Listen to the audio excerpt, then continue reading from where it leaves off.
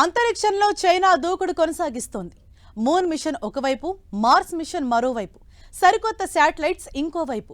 ఇప్పుడు ఆస్ట్రాయిడ్స్ పై అన్వేషణలోనూ స్పేస్ రేస్లో ముందడుగు వేస్తోంది. టియాన్వెన్-2తో విశ్వం గుట్టు విప్పడమే కాదు, అంతరిక్ష రంగంలో డ్రాగన్ జెండాను రెపరెపలాడించాలని చూస్తోంది. ఆస్ట్రాయిడ్స్తో అరుదైన ఖనిజాల అన్వేషణ, మూన్ పైకి మనుషుల్ని పంపించే ప్రాజెక్టులో భాగంగా గ్రహ శకలాల గుట్టు తెలుసుకునే ప్రయోగాల్లో తలమునకలైంది చైనా.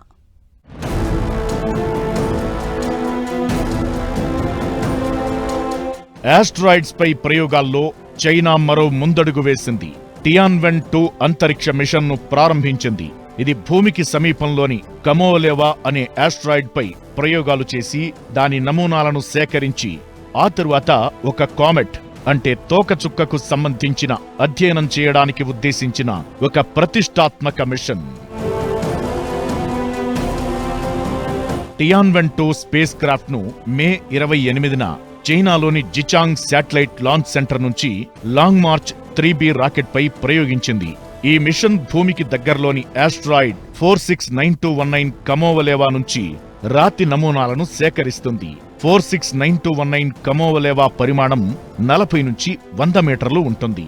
అంటే 130 నుంచి 330 అడుగులన్నమాట. దీని పొడవైన అక్షం 100 మీటర్లు, చిన్న అక్షం 40 మీటర్లు ఉంటుంది. ఇది భూమి చుట్టూ చాలా వేగంగా తిరిగే గ్రహ శకలం. దీని పైభాగం రాళ్లు, గులకరాళ్లతో కప్పబడి ఉంటుంది. ఈ ఆస్ట్రాయిడ్ ను భూమికి క్వాసీ ఉపగ్రహంగా పిలుస్తారు. ఇది సూర్యుని చుట్టూ భూమితో సమానంగా దాదాపు సమకాలీకరణ కక్షలో తిరుగుతుంది. కొంతమంది శాస్త్రవేత్తలు ఇది చంద్రుని నుంచి విడిపోయిన ఒక భాగం కావచ్చని అంటున్నారు. దీనిపై కొన్నేళ్లుగా డైలమా కొనసాగుతోంది. టియాన్వెన్-2 2 రకాల సాంకేతికతలను ఉపయోగించి నమూనాలను సేకరిస్తుంది. మొదటిది టచ్ అండ్ గో.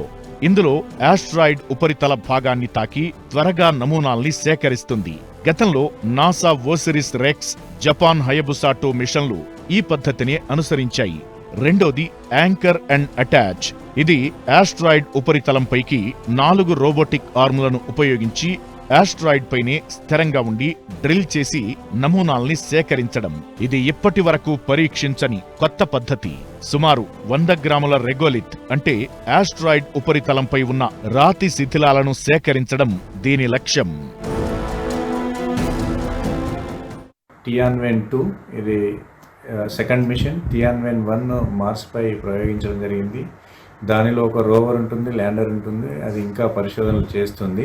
నెక్స్ట్ మిషనే టియాన్వెన్-2. ఇది ఆస్ట్రాయిడ్స్ని పరిశోధించడానికి పంపించడం జరిగింది. సో ఈ ఆస్ట్రాయిడ్స్లో ఏమేమి కెమికల్ కాంపోజిషన్స్ ఉంటాయి, అక్కడ కెమికల్ కాంపోజిషన్ శాంపిల్స్ను కలెక్ట్ చేసుకొని ఆ శాంపిల్స్ను రిటర్న్ ఎర్త్ వైపు తీసుకురావడానికి ఈ మిషన్ తోడ్పడుతుంది. మే 28న టియాన్వెన్-2ను ప్రయోగించారు. ఇది 2026 జూలై 4న కమోవలేవా దగ్గరకెళ్లి నమూనాలను కలెక్ట్ చేసి తిరిగి ఏప్రిల్ 24, 2027 నాటికి భూమికి తిరిగి తీసుకొస్తుంది. ఇది రీఎంట్రీ క్యాప్సూల్ ద్వారా భూమిపైకి చేరుతుంది. ఈ మిషన్ ఇంకో లక్ష్యం నమూనాలను భూమికి తిరిగి పంపిన తరువాత టియాన్వెన్-2 భూమి గురుత్వాకర్షణను ఉపయోగించి గ్రావిటీ అసిస్ట్ మాన్యువర్ చేసి మార్స్, జూపిటర్ మధ్య ఉన్న మెయిన్ బెల్ట్ కామెట్ 311P/పాన్ స్టార్ RS వైపు ప్రయాణిస్తుంది. 2035 జనవరి 24 నాటికి ఇది 311P కామెట్ ను చేరుకుంటుంది. దాని ఉపరితలం ఏర్పడిన విధానం, ఆకారం, రొటేషన్ ఇంకా ధూళి ఉద్గారాలను క్షుణ్ణంగా అధ్యయనం చేస్తుంది. ఈ కామెట్ ఆస్ట్రాయిడ్ కామెట్ లక్షణాలున్న ప్రత్యేక వస్తువు. ఇది సౌర వ్యవస్థ పరిమాణాన్ని అర్థం చేసుకునేందుకు ఉపయోగపడుతుంది. టియాన్వెన్-2 విజయవంతమైతే జపాన్, అమెరికా తరువాత ఆస్ట్రాయిడ్ నమూనాలను తిరిగి తీసుకొచ్చిన 3వ దేశంగా నిలుస్తుంది. 2030 నాటికి చంద్రునిపైకి మనుషుల్ని పంపే ప్లాన్ సిద్ధం చేసింది చైనా. దీనికి ఆస్ట్రాయిడ్స్ ప్రయోగాలు కూడా కీలకం కాబోతున్నాయి. కమోవలేవా అనే భూమికి అతి దగ్గరగా ఉన్న ఆస్ట్రాయిడ్ కూడా చంద్రుల్లోని ఓ భాగమని కొందరు అంటున్నారు. సో ప్రస్తుతం టియాన్వెన్-2 ప్రయోగంతో ఈ గ్రహశకలం గుట్టు తెలుసుకుంటే చంద్రుడు అంగారకుడిపై మరిన్ని ప్రయోగాలకు తిరుగులేని శక్తి వస్తుందని భావిస్తోంది చైనా. పైగా అంతరిక్షంలో భూమిపై కూడా దొరకని అరుదైన ఖనిజాలు, కొత్త లోహాలు గ్రహశకలాల్లో నిక్షిప్తమయ్యాయంటున్న శాస్త్రవేత్తల డౌట్లు కూడా క్లియర్ అయిపోతాయి. లక్కు కలిసొస్తే ప్రపంచంలో స్పేస్లో సూపర్ పవర్గా నిరూపించుకునే ఛాన్స్ కూడా ఉంటుందనేది డ్రాగన్ తెలివి. ఆస్ట్రాయిడ్స్ ఇవి పనికిరాని రాతి వస్తువులు కాదు. ఇవి కొన్ని గ్రహాలు, విశ్వం ఆవిర్భావ సమయంలో జరిగిన పరిణామాలకు సాక్ష్యాలు. అందుకే వీటిపై నిరంతర పరిశోధనలు చేయడం ద్వారా విశ్వం గుట్టును తెలుసుకోవచ్చు. గ్రహాలు, వాటి స్వభావాలపై లోతుగా అధ్యయనం చేయొచ్చు. కొన్ని భూమికి దగ్గరగా తిరుగుతుంటాయి, మరికొన్ని భూమికి దూరంగా తిరుగుతుంటాయి. ఇప్పుడు కమోవలేవా అనేది చంద్రునిలోని ఓ భాగంగా శాస్త్రవేత్తలు అంచనా వేస్తున్నారు. 2030 నాటికి చంద్రునిపైకి 2 వ్యోమగాముల్ని పంపి అధ్యయనాలు చేసేందుకు చైనా ప్రయోగాలు చేస్తోంది. వాటికి ఈ ఆస్ట్రాయిడ్ అధ్యయనం కీలకం కానుంది. అయితే మైక్రోగ్రావిటీలో కమోవలేవా ఆస్ట్రాయిడ్ పై ల్యాండింగ్, శాంపిల్ సేకరణ, తిరిగి భూమిపైకి రీఎంట్రీ క్యాప్సూల్ను తీసుకురావడం అన్నీ సవాళ్లతో కూడుకున్నదే. ఇది విజయవంతమైతే చైనా అంతరిక్ష ప్రయాణాల సామర్థ్యం మరింత పెరుగుతుంది. ఇప్పటికే చైనా చాంగ్ E6 మిషన్తో గతేడాది చంద్రుని శాంపిల్స్ ను తీసుకొచ్చిన ఏకైక దేశంగా నిలిచింది. ఇప్పుడు ఈ ప్రయోగం చైనా అంతరిక్ష అన్వేషణ సామర్థ్యాలను మరింత బలోపేతం చేస్తుందని భావిస్తోంది. టియాన్వెన్ 2లో ఇన్ఫ్రారెడ్ స్పెక్ట్రోమీటర్లు, మల్టీస్పెక్ట్రల్ కెమెరాలు, రాడార్, మాగ్నెటోమీటర్ ఉన్నాయి. ఇవి గ్రహ శకలాలు, తోకచుక్కల నిర్మాణాలను విశ్లేషించేందుకు ఉపయోగపడతాయి. ఇప్పటికే టియాన్వెన్ 1ను 2021లో అంగారక గ్రహంపై అధ్యయనానికి చైనా ప్రయోగించింది. మార్స్పై ఆర్బిటర్ రోవర్ను విజయవంతంగా ల్యాండ్ చేసింది.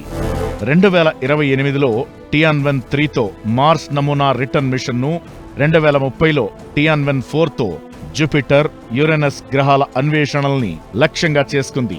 మొత్తానికి అంతరిక్షంపై తమ జెండా పాతాలని డ్రాగన్ చాలా గట్టిగానే ప్రయత్నాలు చేస్తోంది. ఇప్పుడు ఆస్ట్రాయిడ్స్ తీసుకుంటే అక్కడ డిఫరెంట్ టైప్స్ ఆఫ్ ఆస్ట్రాయిడ్స్ ఉంటాయి. ఎస్ టైప్ ఆఫ్ ఆస్ట్రాయిడ్ ఉంటుంది, సి టైప్ ఆస్ట్రాయిడ్ ఉంటుంది, ఎం టైప్ ఆస్ట్రాయిడ్ ఉంటుంది. ఇప్పుడు సి టైప్ ఆస్ట్రాయిడ్ తీసుకుంటే దాంట్లో క్లే మెటీరియల్ ఉంటుంది, కెమికల్ కాంపోజిషన్, సిలికేట్స్ ఉంటాయి, వాటర్ ఐస్ ఉంటుంది, కార్బన్ కాంపౌండ్స్ ఉంటాయి సి టైప్లో. అలాగే ఎస్ టైప్ ఆస్ట్రాయిడ్స్ తీసుకుంటే దాంట్లో నికెల్, ఐరన్, మెగ్నీషియం, అల్యూమినియం ಎಲ್ಲ మైనింగ్ కెమికల్ కాంపోజిషన్స్ ఉంటాయి. ఎం టైప్ ఆస్ట్రాయిడ్స్లో మెటాలిసిటీస్ మెటల్స్ ఎక్కువ ఉంటాయి అన్నమాట. సో దాంట్లో nickel, iron, cobalt, platinum, gold లాంటి ఖనిజాలు లభించే అవకాశాలు ఉంటుంది.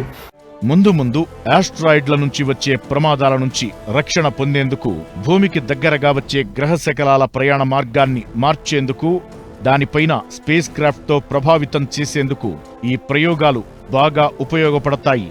అంతేకాదు, ఆస్ట్రాయిడ్ల నుంచి ఖనిజాల్ని బయటకు తీసే ఆలోచన కూడా డ్రాగన్ కంట్రీకి ఉంది.